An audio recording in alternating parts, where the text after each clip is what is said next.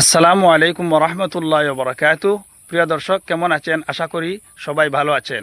আজকে আপনাদের কাছে শেয়ার করব রাসূলুল্লাহ সাল্লাল্লাহু আলাইহি সাল্লামের অমূল্য একটি বাণী।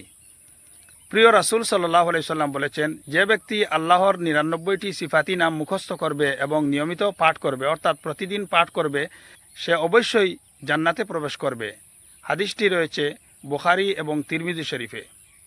এই ৯৯টি সিফাতি নাম পবিত্র কোরআনের প্রথম দিকে লেখা আছে, অথবা ছোট ছোট বাচ্চাদের কায়দা ইয়াসসারনাল কোরআনে লেখা আছে, সেখান থেকে শিখে নিন এবং আমল করতে থাকুন।